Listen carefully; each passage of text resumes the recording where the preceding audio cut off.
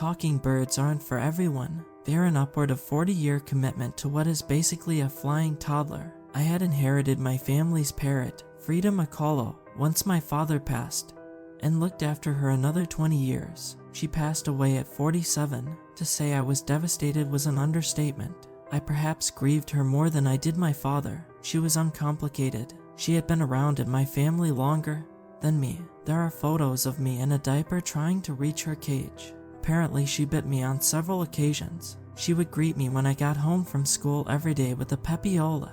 Even when I moved out and began my law degree, she still recognized me every few months when I would visit. Parrots are marvelous creatures. I think their intelligence is vastly underestimated. A few months after Frida passed, I was in a slump. I had no wife or children to speak of, no one to come home to after a long day of family law in Tijuana. It is unforgiving work. I'm no fool to try and pursue a different branch of law in my state. The corruption would be disheartening. My older sister was wise. She chose to cross the border to study and practice criminal law in Arizona. It was her suggestion that I get a new parrot. I was apprehensive at first. Another 5 decades with a bird. I'd be well into my 70s by the time it croaked. She suggested a cat or dog instead. No, I saw enough feral cats and dogs daily. They were overgrown rats. But then my younger brother, having apparently devised this plan with my sister, gave a rescue center my details with the request to keep a lookout for birds. A green Amazon parrot had been found injured and needed a home. He spoke, so they knew he'd been raised in captivity, and he'd probably struggle in the wild. Scarface had been found with a cut on the right side of his face and a broken wing. He was estimated to be between 5 and 10. We struggled to connect at first. Parrots are very loyal creatures and bond with one person. He would screech at me when I brought him his food. Poor boy was probably terrified by all the changes in his life. I'd assumed he'd escaped or been abandoned by his previous owner. I hated to see such a beautiful creature neglected. Our breakthrough was Doritos. He saw me come home, exhausted, and bring out a giant bag of Doritos, then jump in halfway through an episode of Law and Order I'd been watching the night before. Scarface recognized the crinkle of the bag and demanded a corn chip. They're not good for birds. I gave him 2. After that he was chatty. Perhaps the reminder of his old life allowed him to open up. His vocabulary was interesting. When I came home, instead, he would say, "Pueblo," like some chulo. He also always commented when I was cooking with the frying pan Hula Decino. I would laugh and agree even if it wasn't bacon. He liked the taste of meat, which was odd. I tried to keep his meat intake to a minimum given the salt content, but he would try to steal it off my plate in the most amusing manner. I loved his presence. I was alerted to Scarface's eccentric imitations by my cleaner. She told me she'd been given quite a fright by a man screaming for help, only to find Scarface laughing to himself.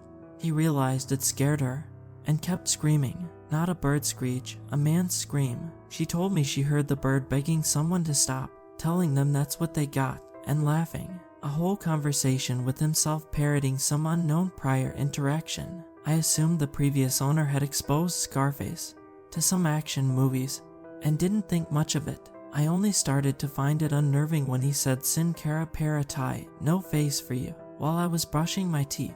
Then he screamed. Then he laughed. I would think the parrot was inhabited by Legion if for some reason Satan found the desire to possess a bird. My little brother's teenage son took a fancy to Scarface when I paid him to look after him for the weekend.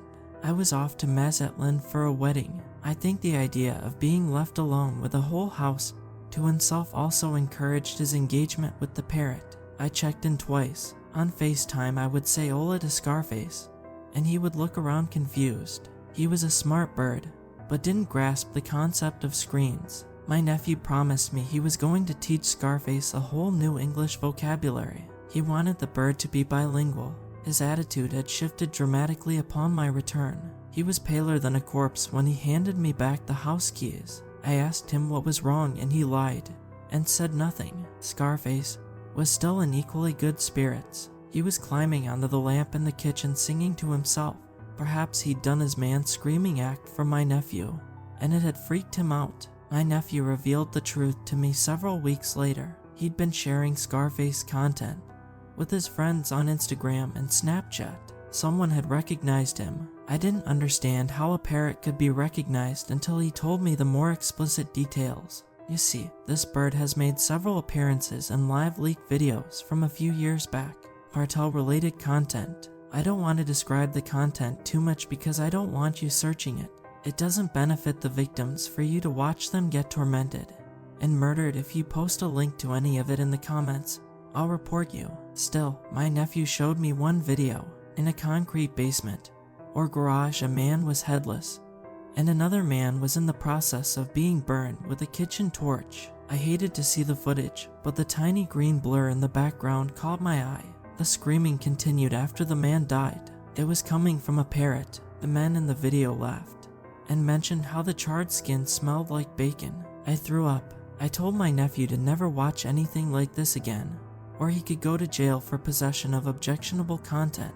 Perhaps harsh, but I didn't want him to become numb to this content. He needed to know these were real men, with families who were being given such humiliating and horrendous deaths. I then watched one final video titled Grieving Chico, a dead man without skin on his face. The green parrot was standing on his chest, bobbing up and down to a popular song from the 90s. I won't name to avoid getting it trending for all the wrong reasons. I didn't want to believe it was Scarface, but perhaps he lived up to his name. To be sure, I played the song off my phone. Sure enough, he started bobbing along in the same way as the video. It turned out my parrot had belonged to someone in a cartel or gang. That person had lost him either upon their own chaotic death or by accident. I'd never know for sure, and I didn't want to. My problem was the intelligence of Scarface. I do believe animals are innocent, but Scarface was smart. He knew what death was. He knew what pain was. He had been trained to think such horrific things were normal. He danced like a monkey attached to an accordion for monsters while men died. That was the world he came from. But what was I to do with him? I couldn't possibly listen to him replicate the screams of men he watched die with such glee. Now that I knew the source, I made my nephew keep it a secret. His father would want the bird killed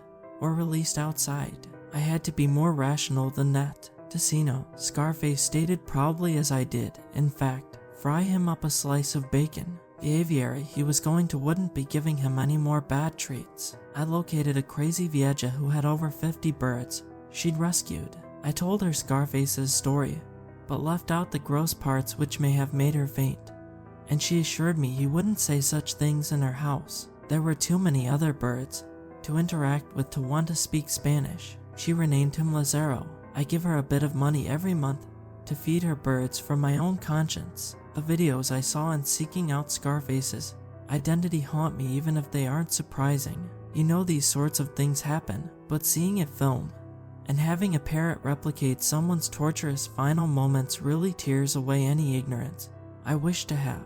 Lazaro is doing fine. I have not visited him out of fear he will revert to his old vocabulary. I miss him despite his short stay in my home.